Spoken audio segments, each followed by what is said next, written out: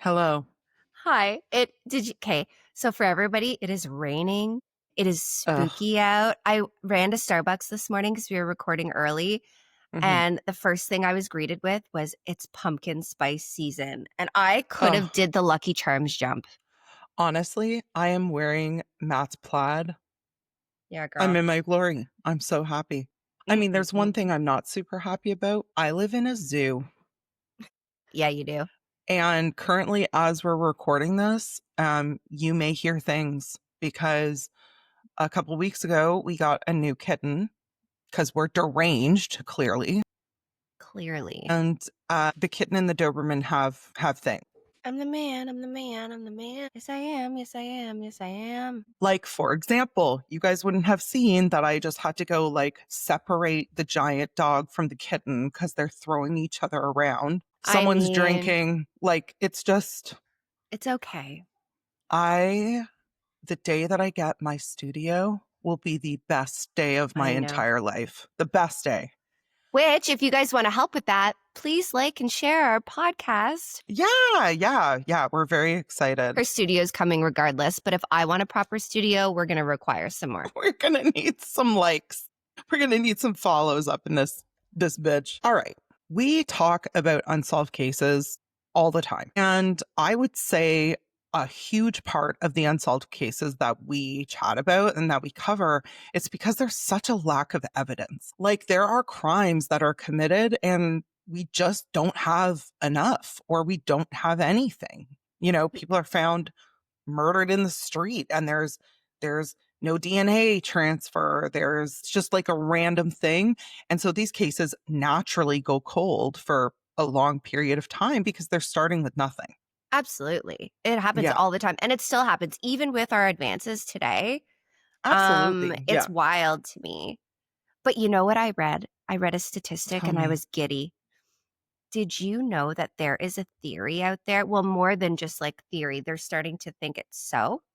That the reason some of the bigger unsolved murder cases have gone unsolved is because If you it say was aliens, I'm quitting. because it was women. Ooh, interesting. Women are less likely to get caught as serial killers because obviously.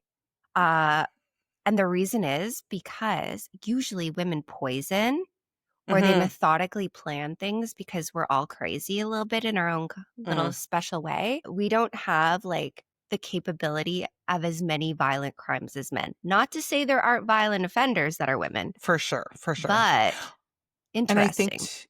yeah, that is really Well, we interesting. have to use our brains and not brawn. Well, I was just going to say, I think too that a lot of times, a lot of the, and again, we're not generalizing this, we're just talking, we're just shooting the shit, okay?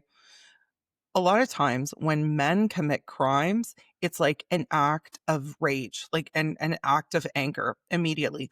Whereas women are more likely to dwell on it and seek revenge in a different way. Absolutely. Like I 100%. feel like something would happen and a woman would like think on it a little bit longer. And again, we're not generalizing. We know that there's psycho women who go nuts and get angry. That's very interesting. I hadn't heard that. Yeah, I we're hadn't more heard that. likely to sit in it and plan because we don't have the physical capabilities that men Hmm. do. And that's just science, right? And if you Hmm. look at past female serial killers, minus maybe two off the top of my head, I'm thinking Eileen Right. and Joanna, Yeah. but a lot of them were very petite, innocent, and Hmm. seemingly like, look at the fucking granny. She killed like a million people and like and baked cookies on the He weekend. was And everyone baking was like, pies. Oh, grandma. No, it's true. It's true. No, that's really interesting. I hadn't heard of that. yeah, I hadn't heard of that. So today's case is one that is everyone listening has probably heard of it. A lot of times I try to steer away from those cases because I'm like, oh my God, 100 podcasts have covered this. There's been documentaries and all this. But I also think that there are, because this is our soapbox and this is where we talk about things we're passionate about and cases we're passionate about, there are a handful of cases that I feel really shaped me into the researcher and the true crime fanatic that I am today. And this is one of them. This was one of these cases where when it happened in 2017. I was fixated and I was obsessed. I followed every news release, I followed every step of the trial. And so I wanted to bring that to us today. So, Ashley, on a scale of 1 to 10, 1 being whatever, you don't care, 10 being like it drives you mental, what are your views on kids using Snapchat? Oh, man. Okay, I so know. I personally don't even have Snapchat because I'm a Mhm. fucking 41-year-old woman who's confused 90% of the time. But I would say I'm at about a 12 or a Okay. 13 on the scale Mhm. Yeah. because and not because I don't think kids deserve privacy and an outlet and Mhm. whatever. And do my Yeah. kids have Snapchat? Yes. Yeah. But well, one of them's an adult, but like I actually think that this is a breeding ground for predators. There are no way to trace evidence left behind if some nefarious person rolls in. Mhm. And you can, from what I know about Snapchat, Mhm. you can just like add random strangers in your area Mhm. on Mhm. Snapchat. Like, what? Yeah. So I have only recently, though, like I'm going to be real with everyone here.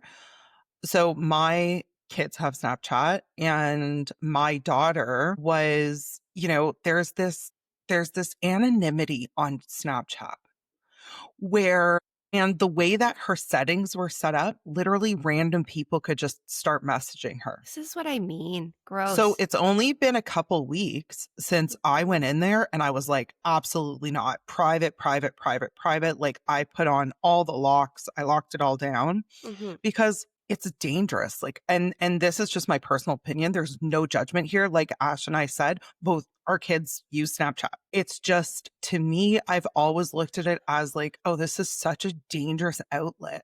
And I get it. Like I get that it's where all their friends are and they do the photo thing and whatever. I just think there are elements to it that are dangerous. So I'm on board with you. I think if I had my way, there would be no Snapchat for kids. No, no. And when Snapchat first came out, like I remember when it first came out, it was an app designed for people who are dating and people who are cheating. Yeah, it's the Cheaters app. Cause come on. Yep. And so now the fact that it has morphed into this platform that children use, I'm like, what went wrong here? Something went wrong here.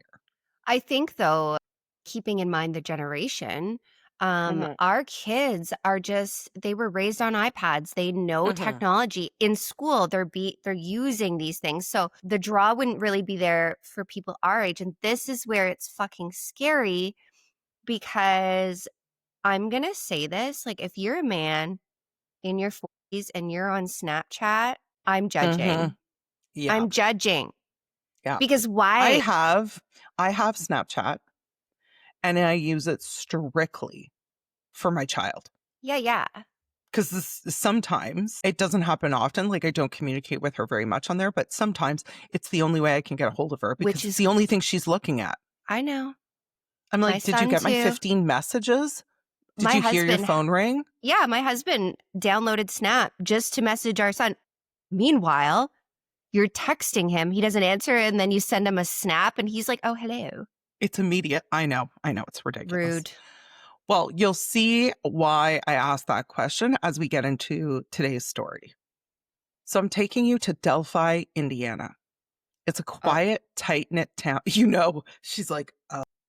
And this is it, like before the occurred in 2017, no one knew about Delphi, Indiana, No. because it was this, it's this quiet little town. There's fewer than 3,000 people there. Mhm. It's small. It's the kind of place where everyone knows everybody. Kids still ride their bike through town, and crime is usually so minor that it barely makes local paper. Like people aren't reporting on, so and so showed up at Buddy's garage and took his hammer. It's just not happening. But on a warm February afternoon in 2017, Delphi became infamous. Abigail Williams was 13 years old and Liberty German 14 years old, and they were inseparable. They were the kind of best friends who practically lived at each other's houses, finishing each other's sentences. They shared inside jokes. They were just like that bond of girlies. They wanted to do everything Ugh, together. I I know. love that. I know. That's me and you, but I grown-ups. know. I know, honestly. Abby was the quieter one. She was artistic, thoughtful, and she loved photography. Libby was outgoing, athletic. She had this like mischievous sense of humor, which is adorable because I feel like if we had to describe my daughter in a very polite way, it would be a mischievous sense of humor. Yeah. All right, so it's February 13th. The gals woke up after having a sleepover the night before.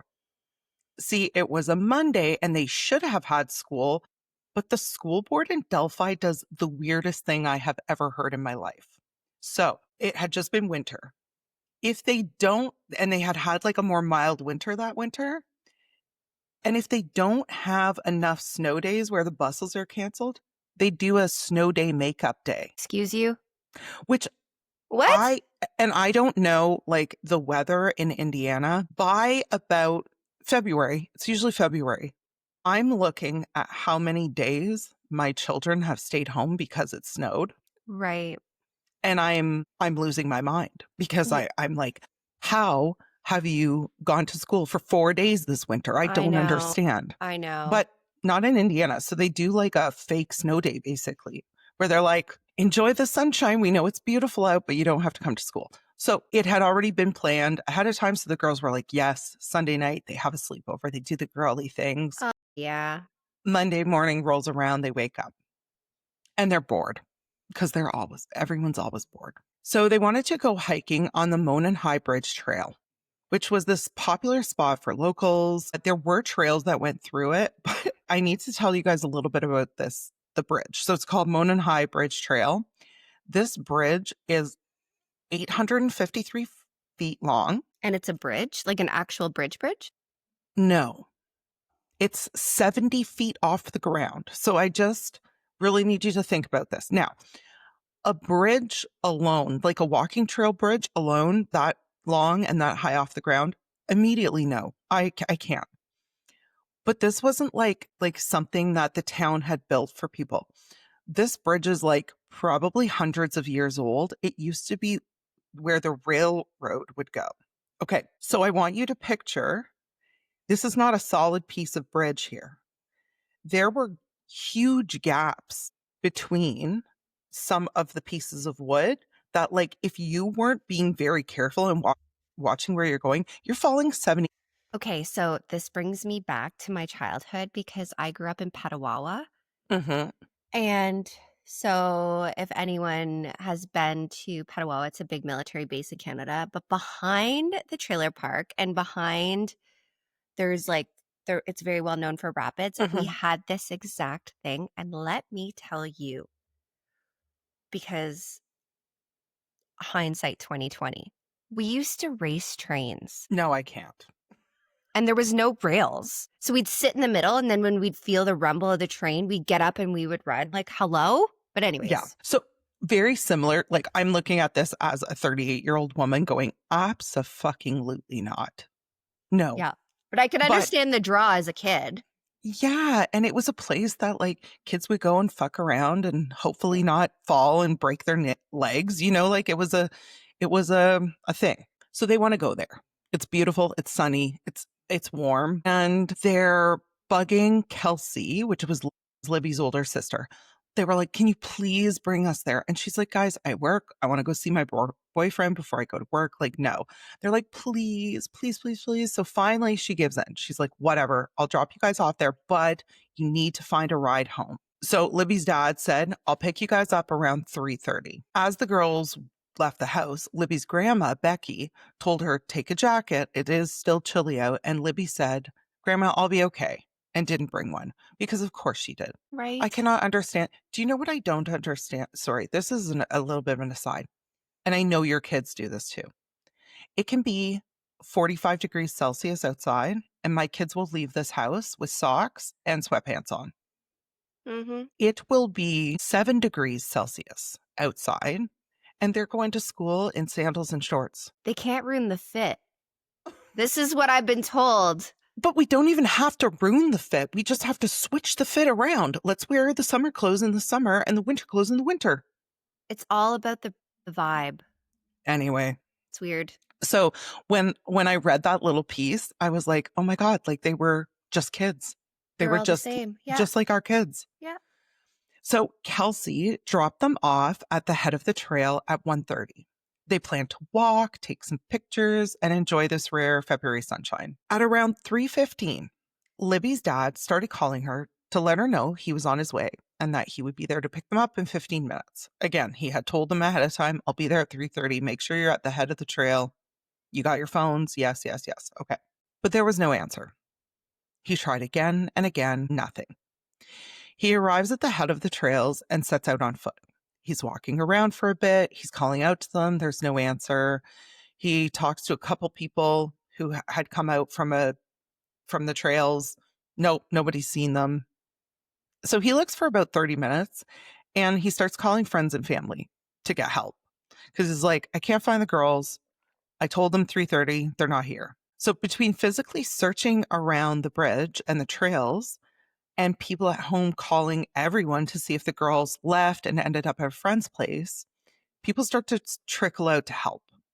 Because now they're like, all right, 30 minutes, whatever. We're getting closer to 5 o'clock. Yeah. And now there's people that are like, I'll be out there in a minute. I'll come As help a you. parent, I would be losing my ever-loving mind. Throughout the research for this case, and there is there's everything. This case is a podcast, a whole podcast. Yeah. There's so much in this case. And even just trying to fit it into one episode, I was like, there's things I got to cut. But I can't imagine. No. And listening to the interviews with their moms and their dads and their grandparents and their siblings, like for me, the panic would be instant. Oh. You don't know where your kids are. Listen, I'm an hour by the time if there is a planned meetup or, within an hour, I am on the verge of hysteria. Yeah, I know. Same. So finally at 5:30 p.m., the girls' families go to the police. They report them missing and the police send out a search immediately. Now, I want to say here, especially, I know we cover tons of cases where the police don't do a great job. That is not the case here. I was regularly impressed with the effort and the resources that they put into all of this. So police immediately are like, yeah, we're going to head out. They send a couple units out and everyone's looking. But it started to get dark because it's February. And this part absolutely broke my heart. Abby's dad said, like, she's afraid of the dark. Oh like, my she's God. scared. Oh. Like we have to find her because she's not okay. At this point, friends and family are still hoping that the girls had gotten lost, got disoriented, got turned around somewhere, and they were just lost, but that they were okay. Because of course they're out in this isn't like, I want people to understand this isn't like a city run trail. You're out in the bush. Yeah. It's out in the middle of nowhere for miles and miles and miles. So they're thinking like they got turned around somewhere. They don't know where they are. They're disoriented for whatever reason. We'll find them. We'll find them tomorrow. At first light the next morning on Valentine's Day, the search resumed. Hundreds of locals came out. They began combing the woods. And this isn't a flat area. This is not a well-maintained trail. There are gullies and hills and, trees. Like to get up it, you're like holding on to the tree and pulling yourself up the hill type thing. It wasn't the easiest to trek around it. Around 11:30, a volunteer hollered out that he found something. Libby's sister said she was close by and he held up a black running shoe and she knew it was Libby's. And everyone's heart sank. While there was still a shimmer of hope that, something happened, maybe they were running away from an animal or whatever, knowing that Abby spent the night without her shoe instantly alarmed them. And they're not dressed for the weather. Exactly. Those they did not have temperatures are jackets. dipping Yeah. down at night. But all of their hopes would be dashed not 30 minutes later. Around 12 o'clock, a volunteer came upon the bodies of Libby and Abby. They were laid out next to each other. The search was over, and it was the worst case scenario. Initially, everyone still wanted to believe they fell off the bridge. They hurt themselves, they wandered, they died. But that was not the case. And trigger warning, I'm just going to go through what they found and then we can discuss it after. Their throats had been slit. Heartbreakingly, Abby's tears had run rivers through the blood on her neck, meaning she was alive and crying when her throat had been slit. No. Abby was found in Libby's clothing, and Libby was naked. They later recovered Abby's clothing from a nearby river, and there was an unspent bullet near the ground where they found the girls. So it had not been shot from a weapon. And again, the girls had, it was a knife. They had not been shot. So let's just take a minute here. I know that's a lot of terrible things to picture at once. And we have to remember and continue to keep in mind what a small town this is. This would have been life altering, unbelievable, shocking to find. Honest to God, it's these stories and like it really takes me back to our community because we grew up in a Mhm. smaller community. Yeah. Um and being parents and you know, I try and put myself in that moment of these parents and these people who adored these girls and it literally makes my brain shut down. Yeah. Yeah. Because Me I too. can't even imagine the torture of Me being in too. that situation. Yeah. And there are, and again, I encourage anyone who is interested in this case to listen to the podcast called Down the Hill. And there's an interview with, I believe it's Libby's mom. Libby's mom actually lived out of state. So she lived away from her kids for whatever reason. And she had been on her way driving to Delphi. And she got the news while she was pumping gas at a gas station. That no. No. And it's horrific. That It's poor absolute, my woman. heart just totally breaks and shatters for everything that these families had to go through. All right, police were slow to share details about exactly how the girls were murdered. But by February 15th, the day after they were found, Indiana State Police released something chilling. They released a still image pulled from video taken on the Monon High Bridge. It showed a man walking with his hands in his pockets, head down, moving toward the girls. The picture was grainy, but it was enough to capture attention. Investigators began calling him the bridge guy, and within days, he was named the prime suspect in this horrific double homicide. And you might ask, how was there a video of this guy with the girls, but no witnesses? Like there were no witnesses coming forward. Well, Abby herself provided the biggest piece of evidence in this case because Abby was on Snapchat. Oh my gosh.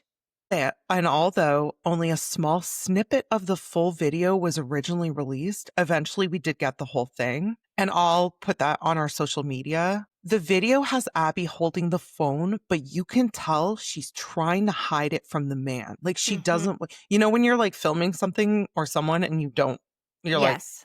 it's some whack that you're seeing downtown and you're like, I don't want them seeing. That was exactly what she was doing. So Can we she, talk about his body language though? yeah. Because psychologically speaking, if you are Mhm, trying to look not aggressive, mhm, you will either put your hands in your pockets or mhm. have your hands kind of down together.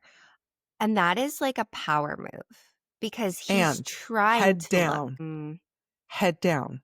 Yeah. And now there's been speculation because, of course, his head was down because he was walking across this treacherous bridge. So he probably had to see where he was going. Nevertheless, He's trying to not look good. non-threatening.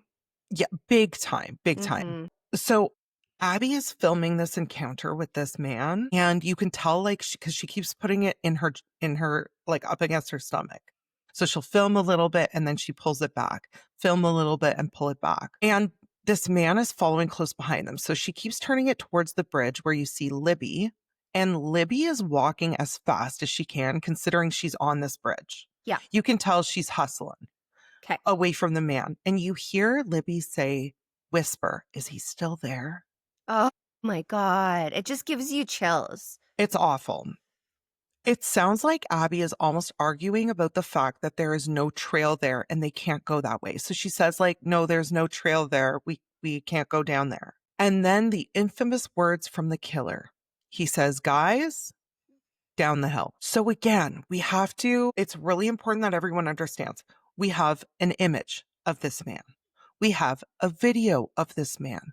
We have this man's voice. Those are like vital things for this case. Shockingly, when they found Abby and Libby, her phone was still intact in her pocket. So remember, this led investigators to believe the killer either didn't know she had a phone and was recording them, or he forgot to take it when he fled the scene. Fair. Yeah. Because you would be stupid to know she had a phone and not take it with you. It's very brazen though, and how like confident he is to be like down the hill, you know? And the audio is so chilling because when he says, guys, it's like, it's higher pitch, it's kind of friendly. Like, he's like, guys, and then down the hill. Fuck. This was hands down the most valuable piece of evidence they had. And even the FBI agents who came to work on the case were like, we're going to have this solved in a couple Yeah. days. We have everything. We have everything. Police credited her for having the presence of mind and the bravery to record the encounter. They called her a hero. While they admitted they had secured more evidence from her phone, they wouldn't release further details. So again, initially we only got a still photo and we got the audio, but we didn't get the video till like literally years later. Almost 8 years after the murders was when they released the full video. All right, so we're going back months later, July 17th, 2017. Police revealed a composite sketch of someone described as a person of interest. The image was based on the account of a hiker who had been on the Delphi historic trails the same day the girls disappeared. So now they're talking to everyone involved in this case. And I want to bring up the first thing in this case that was a little bit controversial. Police have the ability to do this thing where they can't do it in largely populated areas like our cities and towns. But if a crime is committed in a situation like this where it's out in the middle of nowhere, there's a way that they can scrape data from cell phones and get the numbers of everyone who was in that area that day. Yeah. Everybody who was pinging on that tower, this is who was Yep. in the area. Right. A judge ruled that that was unconstitutional and did not allow it to happen. What do you fucking mean? I know. So this was the first big controversy in this case because people were like, there might have been 15 people out there that day. Right. Hello? If you do the scrape, one of those 15 people, so long as they had a phone, we have just narrowed it down from thousands of people to 15, was not permitted. And they weren't able to do it. You know, I need a moment because I have something to fucking say here because I am pissed. Yeah. Okay. If it had been the judge's child, I know. You bring this up all the time. it fucking torques me because say there are 15 people, Mhm. I guarantee you every single one of those people would be absolutely fine with you seeing where they were that day to narrow and down. there were people coming out who had been there that day and were like, do it. Yes. What do you Fucking do mean? it. What do you mean? When there is They a did not. murder or any assault, especially on kids, everyone's rights, they go out the window because these I babies agree. mattered. Unconstitutional. And I've said this Fuck. before with kids. What constitution? What do you mean? Right. 2 babies were murdered. Anyway. Now I know. Okay. So as I've said before, because this is so important, we have video, we have voice, we have a composite sketch of the man. But this case went cold for 5 years. It's so crazy to me. I know. No new evidence surfaced. They continued their investigation, like they never closed it as best they could. But over the years, the tips began to dry up, or the tips that they were receiving never led to anything. Well, okay, and imagine being an investigator on this, knowing that, like, you just needed to see who was there. And maybe it Right. doesn't fucking bring any information forward because maybe not, but you would just be like, okay, I've done everything I could possibly do. Yeah. Like it would have made sense. Now, you and I have lived through some scary moments. We've lived through shelter in places or brief periods where there was like a maniac killer, Boris, running around our community, but it was always short lived, Yes. right? Like it was a couple days, Well, 48 hours, and then, but I mean, maybe like for the most part, I cannot imagine what this community went through for 5 years. no. The kids, I would be like, so you're not leaving the house. You're getting driven to school every day. And Bridge Guy looks like every other middle-aged white man you've ever seen in your life. There's nothing special about him. So I cannot imagine. And Libby's family said that for years when they would go into the community, so like they'd try to go out for dinner, they would become paranoid, searching every white man's face to see if there was anything that gave away that this was the guy that took the girls from them. Right. Because no shit. My whole thought on this too is like, would you be looking at, like, say, like, your partner, Of and you'd be course. like, you would be going absolutely mad thinking about it. Yes. Yes. You would be looking at, like, I'm not going to lie, the composite sketch looks like a younger version of my dad. He looks like every uncle I have. Yeah. Yeah. How do you even begin to, like, can you imagine Thanksgiving that year? You're sitting at the table looking at all your male You're like, relatives, like, huh, for 5 years they went through this. no. I can't imagine. Okay, it's 2 years later, 2019. Investigators announced they were taking the case in a new direction. They released an updated sketch of the suspect and asked the public to really study it. Listen again to the audio, watch how the man walks across the bridge.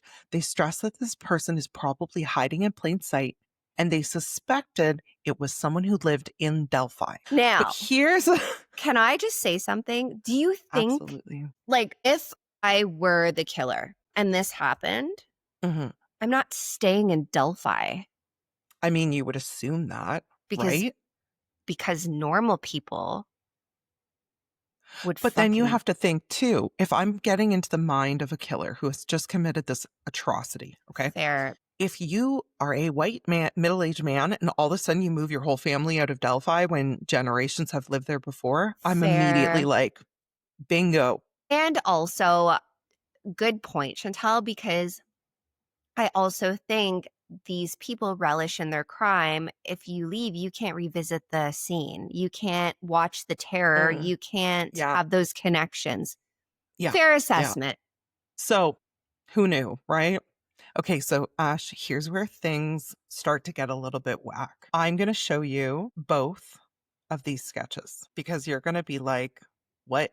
This was the initial sketch. Okay. Now, in 2019, they release this sketch. He's aging backwards. Okay. What? So here are the two side by side. Okay. No. Huh. So for those of you who are listening and driving, the first release sketch is a white man, maybe 40s or early 50s, wearing a hat, like scruffy, gross puby beard. He looks like every mid-aged man in your town. The second sketch is of a much younger man, significantly. He looks like the captain of the high school football team. Correct. So police stressed multiple times throughout the years, composite sketches aren't meant for people that don't know the subject, but rather for people who do know them and can immediately say, oh my God, that's him. Okay. Fair. At the same time, here's where the waters start to muddy. Police were a bit evasive when people started asking, are there two people involved? Because this is not the same person. No. Not even remotely close to Looks being like a the same fucking person. father and son.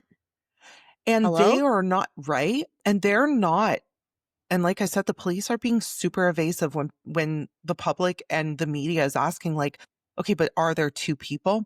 They just kept reiterating, if you recognize either of these people, call us. And I, in listening to Libby's sister Kelsey to her interviews, she said like she went home from that and sat down and was like, oh my God, it's one of my friends. Because we Oh. went from a middle-aged man to, like you just said, he looks like the captain of the football team. It's crazy. So she said, like, she even started texting some of her guy friends, which, like, I can't even imagine having to go through this as a young person, being like, tell me it wasn't you. Oh.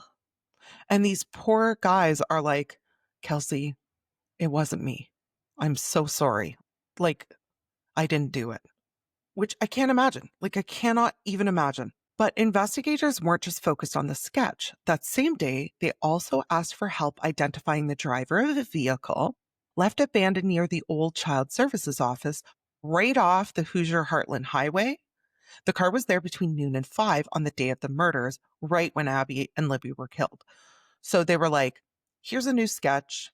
Do you recognize this vehicle? It was a whole thing. Now, Ashley, there was another aspect to this case that investigators never really elaborated on. They just didn't waste their time on it. But it needs to be said because it was admitted into court. When we get to the trial part of this, it was admitted in court. And so we need to talk about it. Rumors started to swirl that the girls were killed in some kind of odonistic sack. Crime scene investigators said, and I quote, there were sticks on the girls that appeared to be arranged in a pattern. Using a person's own eyeballs, common sense, logic, and reason could cause a reasonable person to believe that the sticks were formed into some pattern and weren't being used to conceal the bodies. Okay. So we'll come back to this a little bit later. Okay, but also keeping in mind, like, I get Mhm. that, and I do, because how many times is there some kind of when you have, like, someone who is willing to do all this shit, there's usually some kind of ritual to their madness. That is Mhm. how a killer is made. Okay, and then people were saying, the people that didn't believe like the satanic or ritual thing, now they're going, hold up, could this have not been his first time doing this? Correct. Yeah, exactly. Because I'll tell you why it's not his first time doing this. The confidence in which he demanded they go down the hill. This It motherfucker was, didn't just wake up and have this grand idea. No. and you have to remember, it was the middle of the day. It was 1:30 in the afternoon. Kelsey No. dropped them off at 1:30. They were dead by 3:30. No. There was too much confidence, too much methodical I know. planning I into agree. this. I Absolutely agree. not. All right. It's October 2022, and police announced the arrest of 50-year-old Richard Allen, a Delphi resident who lived just minutes away from the trail. Allen had actually spoken to investigators back in 2017, saying he had been on the bridge the day the girls were killed, but at the time, police didn't consider him a suspect. And why is that?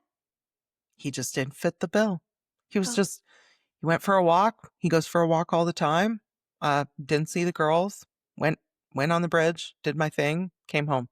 Hmm. But years later, new evidence, including a bullet found near the bodies, was linked to Allen's gun. But to play devil's advocate, if I were an investigator, that doesn't Mhm. mean because if he lives in the neighborhood, That's he right. could be fucking hunting squirrels or something. And remember, it wasn't shot.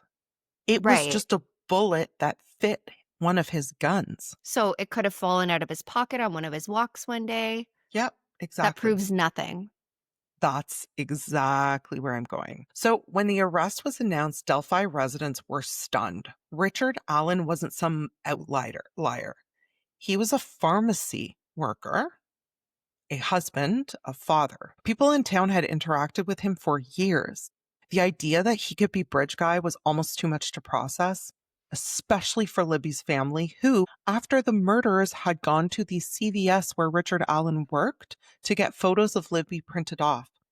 And get this, they remembered him because when they came to pick up the pictures, Richard told them, I'm not going to charge you. I'm so sorry for your loss. gave them their pictures. Okay, I want to get into a few things that don't sit well with me.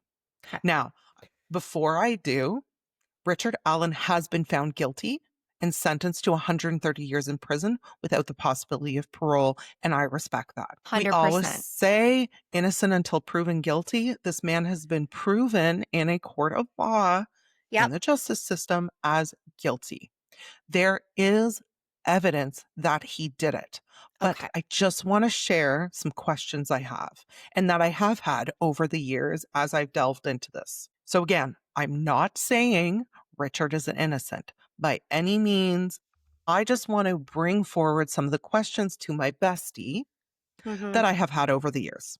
Okay, first, Richard Allen did end up confessing to these murders, but only after being held in solitary confinement, where, according to unnamed sources, this man went off the motherfucking rails. Right. He drank from his toilet bowl, he played with his feces, he acted totally out of it. How long was he held in solitary? Quite a while. Because Quite a that while. shouldn't even, that Months. confession. So, like, I'm not saying he isn't the monster that was, Exactly. but what I am saying is, how many times have people confessed when they were innocent, not even being held Mhm. in solitary, just being, Yeah, questioned? Exactly. You And can't accept a fucking confession under extreme mental duress. Bottom line. Exactly. And this has always been my problem with this. Like, solitary confinement can be enforced for a number of reasons, including the safety of the accused, because to be fair, he probably wouldn't have done well in the general population. No, especially if it was more of a local jail, everyone knows about the case, you're going to get fucked up. Yes. So I get that. Yep. But solitary confinement can also be a form of mental torture. Well, that's And the it. struggle that I have here is I don't know if that level of solitary could coerce a suspect into a false confession. I just don't know. I mean, he had lost it. He was playing with his poo-poo. I don't think you can accept anything that someone says who's doing something like that because he's obviously fucking slipped off the friggin' Yeah. rails. Like, So as much as they tout like, oh, we have a confession, I've always questioned the validity of it because I he mean, there was in could a have been fragile mental state. also maybe he was just so desperate to get out of solitary confinement. Well, this is the thing. So I have a really hard time believing that, I think he would have said anything at that point. Yeah. So that's the first thing. Secondly, and it's so interesting that you said father-son earlier, because there was a father-son team, I will call them, in Indiana that were really bad news. Tony and Kagan Klein. At the time of the investigation, they uncovered that Abby had been snapping with someone who went by the handle Anthony_shots on Snapchat. And to be honest with you, I could go into enough detail about these two monsters for a whole other episode. So I'm just giving a brief overview here. No, anyone who's like into this case the way I am, I know there's so much more to this, but I can't. We're already getting close to our time. So Kagan Klein was eventually considered not involved with the girl's murder at all. The fact that there was a younger man messaging Abby up to the day he was pretending to be this hot teen is interesting to me, Very interesting. especially after the young and very different sketch was released. Now, to be fair, Kagan Klein does not necessarily look like the sketch at first glance. Kagan is a very large, very gross looking human. And I'm only saying that because he's currently serving prison. He's currently in prison for 40 years for child pornography. You Like, I'm not nasty. trying to hate, but like he's a gross looking dude. But, and I did this because I'm a graphic designer. If you take the sketch of the young man and you expand his face to be fatter and you put it over Kagan, I can see it. Okay. I can see it. I'm just going to say I can see it. All right. The third and last point that I'm going to make leads from the second point because could there have been two people involved? Okay, so here is where I have been going with this entire time because Okay. these girls weren't bound. Okay, so before we have this conversation, let me tell you some things because I need to talk about some graphic things here for a second. When Abby and Libby are found, they are found with their throats slit, but the blood moved down their upper bodies as though they had been sitting up. Uh-huh. So I know it's horrific, but this is what we're here for. And remember that I told you at the start of the episode there were rivers of tears running through Abby's blood, indicating that she was alive and crying at the time Yes. of her death? If the girls had been laying flat during that time, the blood pattern would be completely It would have went different. this way. That's right. It's unlikely that Abby's tears would have ever run through the blood. Now, do we know So if there were ligature marks on their hands or feet? we don't, but in my mind, I'm like, he's got a gun because they truly believe when he said guys down the hill, he was Yeah, holding a gun at them probably. because their family said they would have never gone with him just for shits and giggles. No. So he was threatening them. Now, so in my mind, I'm like, okay, it is possible that he took them down the hill and bound them maybe around their waists, maybe around their arms to a tree. But he had undressed them. Mhm. Probably. Redressed one of them. So now, here's the thing. The odds of one single person being able to control two teenage girls, one being athletic, as we talked about. Okay, and something else that I need to tell everyone. Abby was not a tiny girl. Abby weighed 200 pounds. She She was can hold her tall. own. She was burly. She was, now they had a gun pointed at them. Were they just doing whatever he said? Maybe. But all of this together makes me question things. Yeah. The young sketch, the old sketch, the fact that they were sitting up while they bled out. That is a fact. Was it Yeah. because there were two people holding each of them? I know. Now, our not so friend who is, obviously serving time, is he denying still to this day? Or is he right off his fucking bean? Yes. I Okay. mean, he's right off his bean at this point. Yeah. There were he did confess to his wife on a phone call that he said it like quite a few times that he killed Abby and Libby. But again, I don't know if we can take any of that super seriously Did they because ever collect DNA? there was no DNA. Hmm. So he did rape them, but it seems like he used a condom. But okay, so we have a 2-hour window. It's to so short. It's so short to get these people down there, undress them. I know. So, as much as this case is closed, there is a man serving time for it. And I want to believe Yeah. they got him. I do. There are, and there always will be, questions that remain for me personally, Mhm. where I'm just like, did we take out all the trash? Yeah, I know. I don't know. I don't I know know. if we did. I'm not It's sure. things like that that just sit so unsettling because you're like, Yeah. I have faith in the justice system and I truly do. And I'm so grateful for it for the most part, To a certain to a degree, certain but yes, degree. Like, I have to believe that so I can sleep I at know. night. I know. I don't like this feeling I have that there's something else. And that just, I don't know.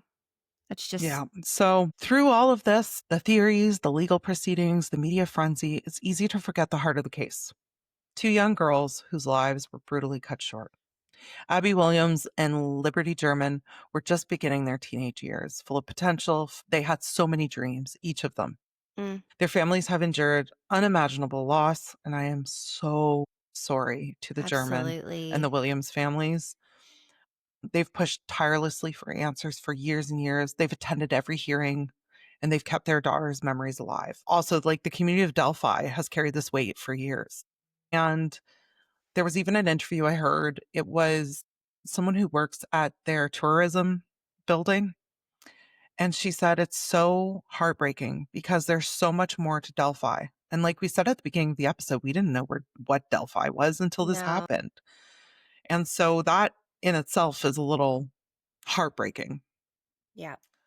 But at the end of the day, these two girls were just died in the most awful way. And I think we need to keep their memory alive. And they've got tons of memorial things for them in Delphi, at the bridge, on the trails. And, you know, I can only trust that Richard Allen did this and that he's going to be locked away forever, which is exactly where he belongs. 100%. So that is the story of the Delphi gals. Thank you, but no thank you. I know. Again, thank you guys so much for listening. You guys mean the world. I have something I need to say. What I know exactly what this is. Go, girl.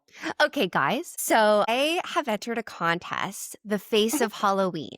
And if you love me, maybe you don't even love me, maybe you love Telly, but this is a collaborative effort because I have to win this. She's And obsessed. She's because obsessed. my dream, first of all, you get to meet Jamie Lee Curtis. You know, you get to meet Kane Hodder. So there's all these little things, but that's not the big part. Morgue Magazine. I would get to live out my horror fantasy being in Morgue Magazine, which would be incredible. And the best part of this, the very best part of this is the funds raised for this contest go to children that are direly sick in hospital to bring them joy. We're talking toys, activities,